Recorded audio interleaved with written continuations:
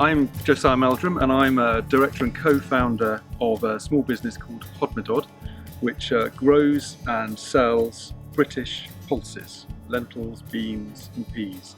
And today we're on a farm called Wakelin's Agroforestry in Suffolk, and we're here to witness the lentil harvest, which is a rare and unique opportunity. Pulses present massive opportunities to reduce our climate impact on the environment. They fix nitrogen, they build up soil, there's all sorts of not very well understood microbiological interactions that are going on with leguminous roots.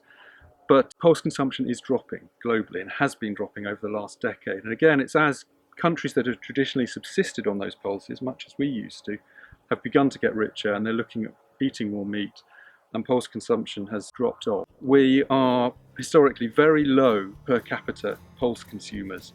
Traditionally, since the Second World War, our main means of consuming pulses has been in the form of baked bean. The big efforts that we're trying to make is to encourage people to think of beans, peas and lentils as something other than that. In the UK, the culture of preparation of pulses is quite limited to simply soaking them, boiling them and eating them. In lots of the rest of the world, there are all sorts of approaches to making them much more digestible and making the nutrition more bioavailable through fermentation, through soaking in whey, through the creation of, as seen in Japan and China, of curds and ferments. On farm, pulses represent a huge opportunity. So we're really well placed to grow those in the UK. The archaeological record suggests that we've been growing those here since the Iron Age. And this is the British bean, the fava bean. It's a small broad bean, often called a field bean, and it's a great store of protein and carbohydrates and essential minerals, and for millennia it's been used by agricultural communities as a winter store of food. But that stopped in the UK about 400 years ago as we got richer and we were able to have meat and dairy through the winter, and those beans became stigmatised and they became seen as animal food, and farmers continued to grow them for that purpose and also for their benefit rotationally as they fix nitrogen and benefit the following crop.